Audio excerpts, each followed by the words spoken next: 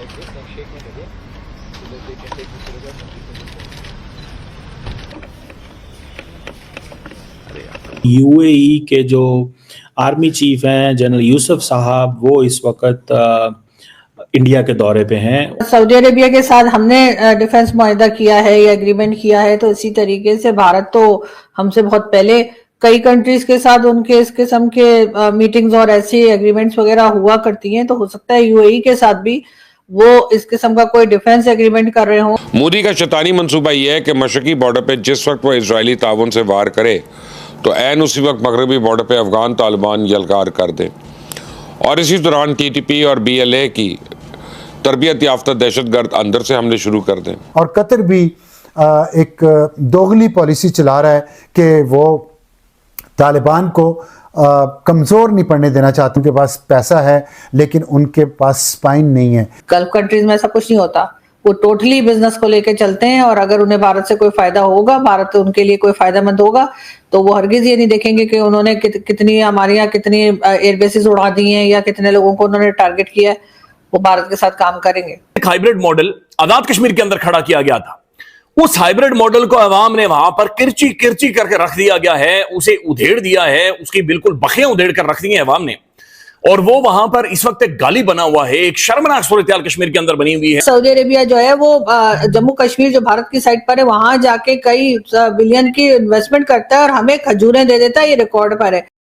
नमस्कार दोस्तों, इस वक्त यूएई के आर्मी चीफ भारत में मौजूद हैं, जहां पर भारत द्वारा उनका गार्ड ऑफ ऑनर के साथ भव्य स्वागत किया गया, और इस चीज को देखकर पाकिस्तान की पतलून गीली पड़ गई है और उन्हें लग रहा है कि यूएई भारत के साथ डिफेंस पैक्ट साइन करने जा रहा है, जिस तरह से सऊदी अरेबिया ने पाकिस्तान के साथ डिफेंस पैक्ट साइन किया है। और अब यह भिखारी इस बात पर रो रहे हैं कि ऑपरेशन सिंदूर में भारत को इजराइल और यूएई दोनों का सपोर्ट मौजूद होगा, क्योंकि आज जब यूएई आर्मी चीफ भारत आए थे तो उन्होंने ऑपरेशन सिंदूर को लेकर भारत का सपोर्ट किया, और दूसरी तरफ भारत भी अब पाकिस्तान को चारों तरफ से घेर रहा है।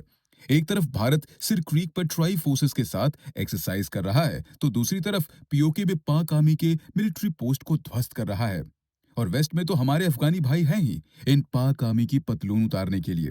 तो चलिए इसी पर आगे पाकिस्तानी मीडिया का रिएक्शन देखते हैं। चैनल को सब्सक्राइब और वीडियो को लाइक करना ना भूलें। जय हिंद। यूएई के जो आर्मी चीफ हैं जनरल यूसुफ साहब, वो इस वक्त इंडिया के दौरे पे हैं, और उनकी Indian army chief general Upendra Dwivedi के साथ जो है वो मुलाकात हुई है, और बहुत सारी बातें डिस्कस हो रही हैं। लेकिन एक चीज़ बड़ी इम्पोर्टेंट है, वो क्या है? वो ये है कि वो कह रहे हैं कि हमने ऑपरेशन सिंदूर के बारे में यूएई के जनरल को बताया। सवाल ये पैदा होता है कि हमारे तो ब्रदरली इस्लामी कंट्री हैं, तो ये क्यों ऑपरेशन सिंदूर के बारे में सुनते हैं, या क्या ये इनका मौक़िफ़ है?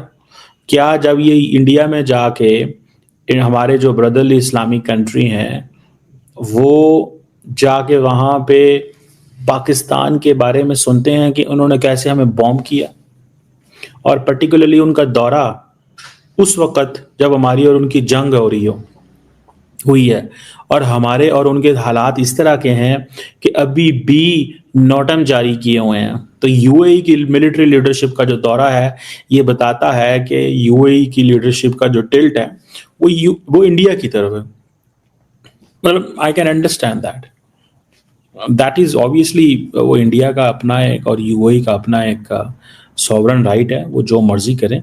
लेकिन मैं जस्ट बता रहा हूँ, मैं आपको इंटरेस्टिंग बात बताना चाहता हूँ। मुझे लग रहा है कि ग्रुपिंग्स हो गई हैं मुस्लिम वर्ल्ड के अंदर। There are groupings in Muslim world, और वो ग्रुपिंग्स क्या है? अगर आप उन ग्रुपिंग्स को देखें, फॉर एग्जाम्पल अगर आप उन ग्रुपिंग्स को देखें तो आपको एक चीज़ पता चलेगी कि क्या चीज़, कि जो इंडियन लीडरशिप है वो ज़्यादा करीब हो गई है यूएई के। इजराइल, यूएई, ये एक ब्लॉक बनता जा रहा है, और वो जो इब्राहिम अकॉर्ड हुआ था।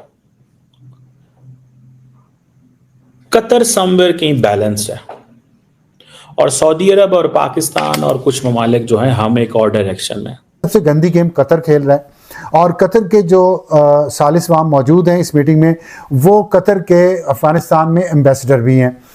तो इसलिए वो बिल्कुल वो ज़ुबान बोल रहे हैं जो अफगानिस्तान के तालिबान बोलते हैं, जो दहशतगर्दों की ज़ुबान है। और ये बड़ी ही शॉकिंग बात आपको लगेगी कि कतर दहशतगर्दों को सपोर्ट कर रहा है, उन दहशतगर्दों को जो पाकिस्तान के ख़िलाफ़ कार्रवाइयाँ कर रहे हैं पाकिस्तान के अंदर, और पाकिस्तान के 80,000 शहरी और कोई 10,000 पाकिस्तान की फ़ौज के जवान शहीद हो चुके हैं दहशतगर्दी की कार्रवाइयों में। और कतर उनकी पुष्ट पनाही कर रहा है। कतर ने उनको पनाह दी हुई है, उनको पैसा दे रहा है, उनके बीवी बच्चों को वहाँ रखा हुआ है, वो अय्याशी की ज़िंदगी गुजार रहे हैं। और कतर मुसलसल तालिबान को इस वक्त भी जो ये मुज़ाकरात में तातुल है और तालिबान जो रिटन गारंटीज नहीं दे रहे, उसकी वजह यह है कि कतर उनको सपोर्ट कर रहा है। और कतर भी एक दोगली पॉलिसी चला रहा है कि वो तालिबान को कमज़ोर नहीं पड़ने देना चाहता। जब मैंने अपने ज़राए से पूछा कि तालिबान को वो क्यों कमज़ोर नहीं पड़ने देना चाहता, तो उन्होंने कहा कि कतर की दुनिया में टके की इज़्ज़त नहीं रही। उनके साथ इसराइल ने जो कुछ किया है और अमेरिका उनकी मदद नहीं कर सका। उनके पास पैसा है लेकिन उनके पास स्पाइन नहीं है, ना उनके अंदर अकल है, ना उनका दिल है, ना उनकी रूह मुर्दा हो चुकी है। और वो सिर्फ इस वक्त अपने मफाद और अपने पैसे को बचाने के लिए गेम कर रहे हैं। और एक ग्रज उनके अंदर है पुराना कि पाकिस्तान ने उस वक्त सऊदी अरब जब कतर के आपस में मामलात ख़राब थे, पाकिस्तान ने उस वक्त खुल के कतर का साथ नहीं दिया। ये एक हाइब्रिड मॉडल आज़ाद कश्मीर के अंदर खड़ा किया गया था। उस हाइब्रिड मॉडल को अवाम ने वहां पर किरची किरची करके रख दिया गया है, उसे उधेड़ दिया है, उसकी बिल्कुल बखियां उधेड़ कर रख दी हैं अवाम ने। और वो वहां पर इस वक्त एक गाली बना हुआ है, एक शर्मनाक सूरत हाल कश्मीर के अंदर बनी हुई है। ये आपके सामने रखते हैं और इस बारे में क्या कमेंट्री हो रही है वो भी आपको बताते हैं। साथ साथ नाज़रीन एक बड़ी खौफनाक खबर है, भारत ने दोबारा से फायरिंग शुरू कर दी है, सीज फायर की वायलेशन हुई है। और अफगान तालिबान नाज़रीन, ये जो अफगानी है इस दफा ये किसी और मूड में लग रहे हैं और ये उस तरफ जा रहे हैं नाज़रीन जहां पर एक खौफनाक किस्म की ठुकाई इनकी होगी, शायद जाकर तभी जाकर ये मामला सॉर्ट आउट होंगे। नहीं तो बैठकर अब जो तालिबान कर रहे हैं इस्तांबुल के अंदर, ये बड़ी अजीबोगरीब सूरत हाल है नाज़रीन। मैं खुद कश्मीरी हूं नाज़रीन, और यकीन माने नाज़रीन आज भी मेरे जिले में, मेरी तहसील में बिजली की लोड शेडिंग के खिलाफ, मोबाइल फोन के सिग्नल्स नहीं है उसके हवाले से, इंटरनेट सर्विस नहीं है उसके हवाले से प्रोटेस्ट, एहतजाज और सड़कें बंद होती। आप अंदाजा लगाएं नाज़रीन, बुनियादी सड़कें, सेहत के मराकज, internet service, mobile phone service, बुनियादी जरूरतें जो होनी चाहिए थी वो हमारे पास मौजूद नहीं है। और दूसरी तरफ नाज़रीन एक हाइब्रिड मॉडल अनवारुल हक को लाकर बिठाया गया रात की तारीकी में। आजाद कश्मीर की जो मुंतखब गवर्नमेंटें थी उन्हें गिराया गया, उन्हें न्यूट्रलाइज किया गया और अनवारुल हक को रात के 2 बजे नाज़रीन 48 वोट लाकर बिठाया गया। उसने लंबी चौड़ी काबीना बना दी 36 लोगों की और आज वो उसके लिए अजाब बनी हुई। आज prime minister being a prime minister कुर्सी पर बैठना उसके लिए शर्मनाक, एम्बैरेसिंग बना हुआ है, एम्बैरेसिंग। लिहाजा कश्मीर के अंदर नाज़रीन अवाम ने 3 डेमोन्स्ट्रेशन करके धक्का देकर वहां का जो हाइब्रिड सिस्टम था नाज़रीन उसे गिरा दिया है। अगले चंद घंटों में या कल या परसों आप देखेंगे आजाद कश्मीर के अंदर पीपल्स पार्टी गवर्नमेंट बनाने जा रही है। ये चले अलग ही एक बहस है कि जिस तरीके से एक जरदारी मंडी लगाकर खरीदो फरोख्त की जा रही है और आजाद कश्मीर के जो पॉलिटिशियंस हैं बिकने के लिए नाज़रीन वो इस्लामाबाद के अंदर आकर खड़े हो गए, लाइनों में लगे हुए हैं, लाइनों में लगे हुए हैं और हाथ खड़े करके कह रहे हैं मुझे भी खरीदो, मुझे भी खरीदो, मुझे भी खरीदो। ये बिक रहे हैं। इसके ऊपर बातचीत करेंगे कि जो जिस तरीके से ये मंडियां लग रही हैं कश्मीर के हवाले से, लेकिन दूसरी तरफ नाज़रीन जो हाइब्रिड मॉडल था, अनवार गवर्नमेंट का हाइब्रिड मॉडल था, उसे अवामी एक्शन कमेटी वहां के लोगों ने, अवाम ने धकेल कर बाहर कर दिया, धकेल कर उसे दरिया बुर्द कर दिया, धकेल कर उसे तारीख की खाई के अंदर फेंक दिया। तारीख की खाई के, वो ताकतवर तरीन बंदा था नाज़रीन, ताकतवर तरीन, ताकत उसके सामने सलाम ठोकती थी, कोलैप्स कर गया।